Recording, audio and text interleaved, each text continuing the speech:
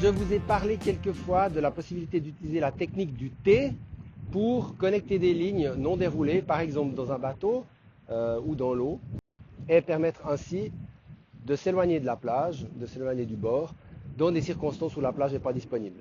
Alors évidemment ici, ce n'est pas le meilleur endroit, mais le but c'est de parler de la technique. Je vais donc simplement prendre ma barre, mon aile, et puis on va aller dans l'eau pour démontrer ça.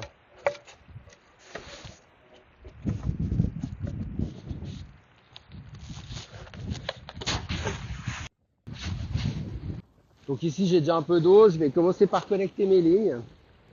Donc la première chose que je vais faire, c'est simplement connecter ma barre. À ce stade-là, j'utilise pas encore la sécurité. Et puis, j'ai besoin de mes deux mains pour commencer à dérouler mes clés. Et quelques tours de barre qu'on a fait pour compenser l'excédent de ligne. Et j'ai monté à disposition qui, selon ce qu'on prédit, n'aura pas de... Donc là, ce qu'il faut simplement que je fasse, c'est que je connecte mes lignes dans l'ordre.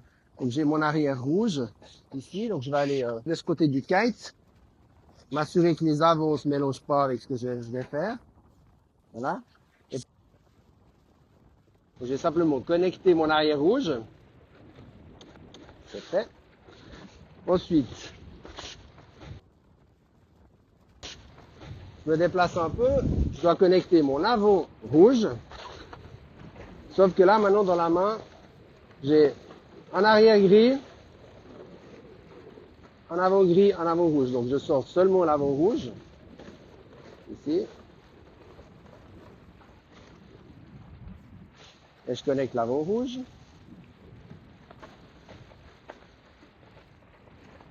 Bien serré. Je continue. Et j'ai besoin de l'avant vert. Donc tribord. Ici les renversés, raison pour laquelle les couleurs sont inversées. Et je vais connecter l'avant. Puis le dernier arrière.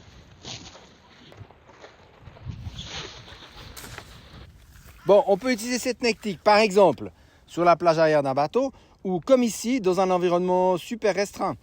Là, comme vous le voyez, j'avais connecté mes lignes avant de gonfler l'aile. Bon, ça va aussi très bien.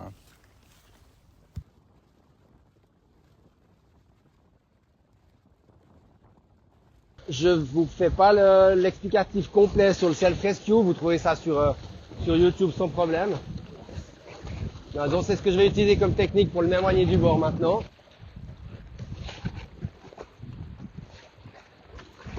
Toutes les lignes restent bien sur l'intrado.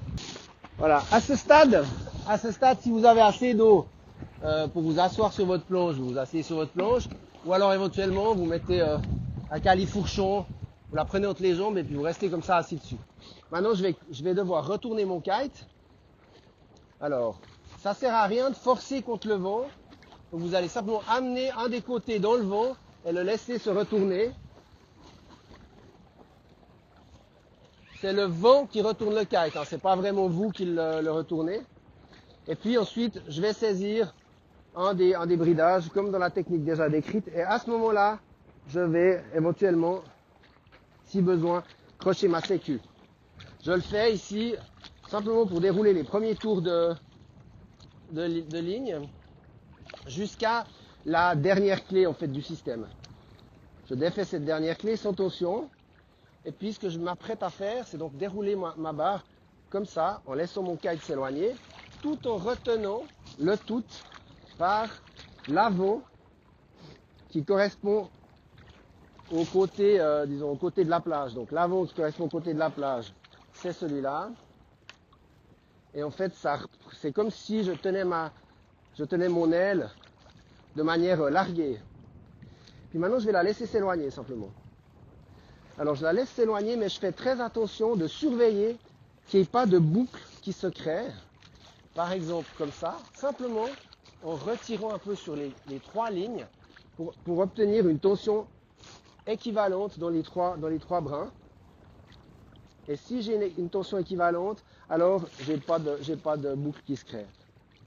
Faire attention aussi qu'il n'y ait rien qui passe de l'autre côté de la barre. Et je laisse dérouler tout tranquillement. Si on a l'impression que ça tire trop fort, il suffit de retenir un peu son aile avec la sécu. Sinon, on peut la laisser dérouler tranquillement. Et là, je suis assis en équilibre sur mon foil.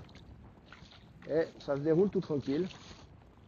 Sur mon foil, sur mon surf, sur ma twin tip, c'est bien égal. Toujours, je surveille toujours que toutes ces lignes ne fassent pas de boucle en s'éloignant de moi. Je vais arriver maintenant au point, un des points sensibles, c'est le passage du V ou du splitter de ligne. Là, c'est très important qu'il n'y ait pas de boucle qui se serre à cet endroit-là. Donc j'aide un tout petit peu. Et puis, je continue à dérouler ma barre tout tranquillement. La dernière étape maintenant, c'est la fin de la préparation. Les derniers tours.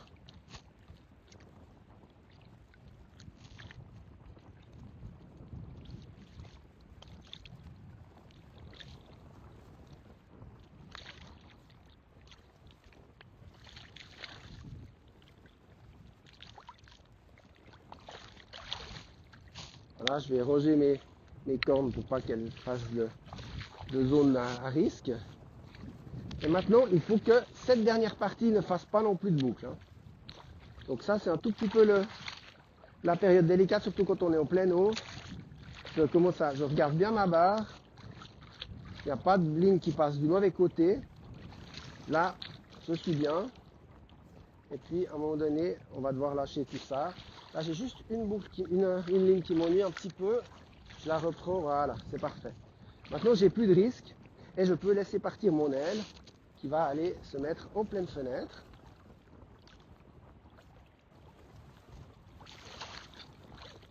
À ce stade, ça commence à tirer un peu. J'enlève les tours de barre et j'ai un système qui me permet de décoller en pleine eau, en toute sécurité. Bon, je crois que cette fois, on est prêt. Hein. Les lignes sont claires, donc je vais décoller. Puis, ciao les gars, à plus.